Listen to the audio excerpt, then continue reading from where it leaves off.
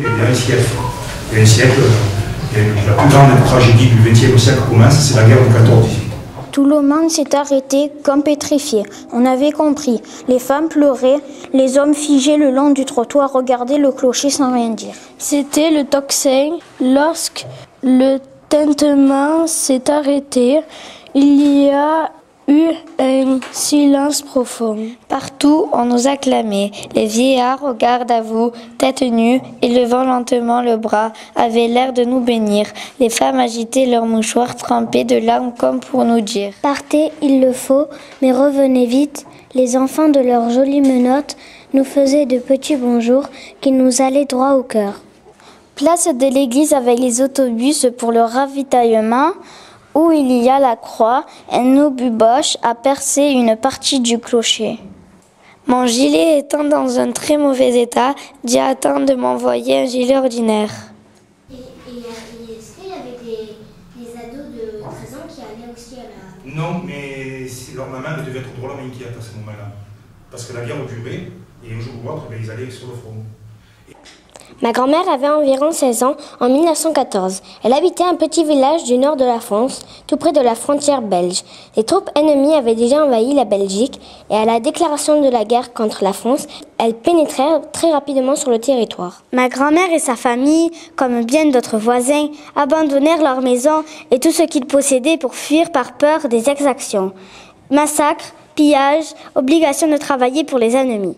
Ils partirent à pied sur les routes encombrées et sous les tirs de tous côtés en emportant quelques vêtements et un peu de nourriture dans un baluchon. Assez vite, ma grand-mère et sa mère furent séparées des hommes de la famille, père et frère.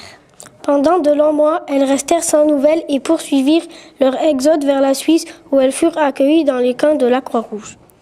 Elles y vécurent plusieurs mois et grâce à cette organisation internationale d'aide aux populations victimes de guerre, elles retrouvèrent la trace des hommes de la famille qui était à Honfleur en Normandie.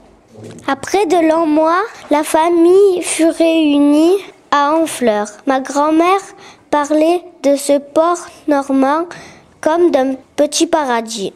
Plus tard, vers 1916, elle fut comme beaucoup de jeunes filles, marraines de guerre. C'est-à-dire chargée d'envoyer du courrier et des colis à un soldat qu'elle ne connaissait pas, mais qui n'avait pas de famille, et avait besoin d'un peu d'amitié pour garder le moral. Ils se rencontreront à la fin de la guerre, se marieront et viendront habiter à Marseille d'où mon grand-père était originaire.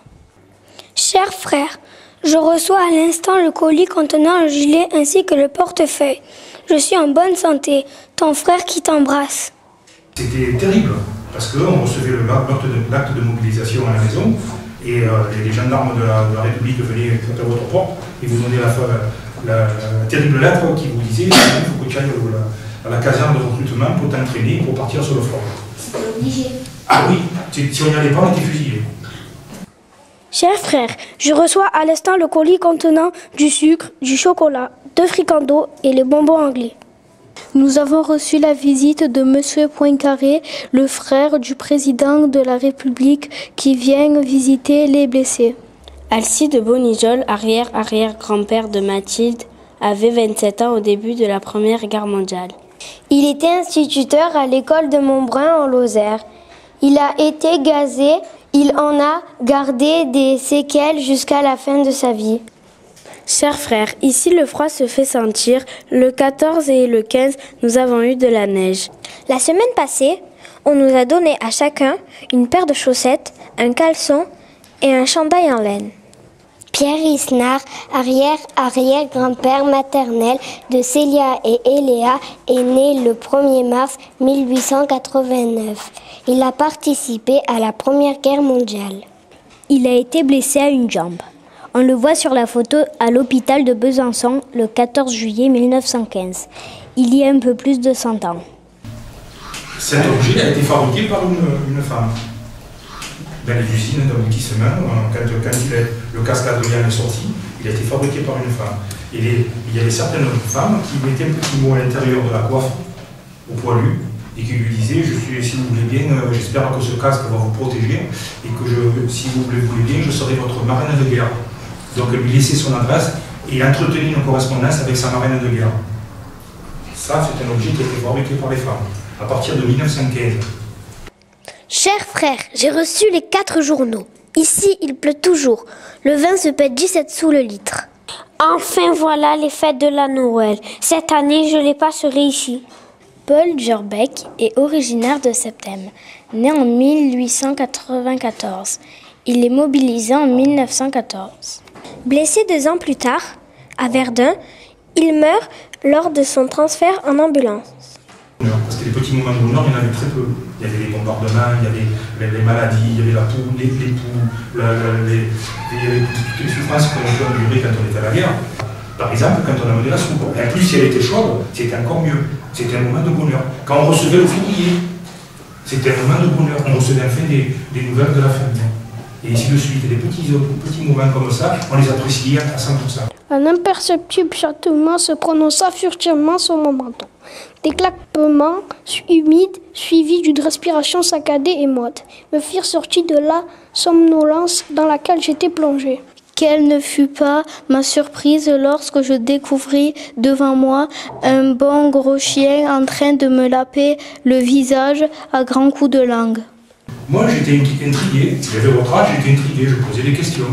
Comme vient de le dire M. Dumas, je posais des questions à mon grand-père. Mais mon grand-père, lui, il n'a jamais voulu me répondre parce que les horreurs qu'il avait vécues pendant la Première Guerre mondiale, il n'a jamais voulu me les transmettre. Il se disait, il est trop jeune pour ça. Chers frères, rien de nouveau. Les fêtes de Noël se sont passées tristement. Il n'y a pas eu de messe de minuit à cause du peu d'habitants, du mauvais état des routes et du manque d'éclairage. Nous couchons dans une grange où il pleut de partout. Quand ils marchaient pour se battre à la guerre, Oui. ils voyaient des morts par terre. Oui. Et ils ne voyaient pas que des bons morts. Ils voyaient des morts qui avaient déjà plusieurs semaines, plusieurs... Et parfois c'était leurs amis. Et parfois c'était leurs amis. Ils ont vécu l'enfer. C'est pour ça que, quand je parle du devoir de mémoire, c'est quelque chose qu'il ne faut pas oublier.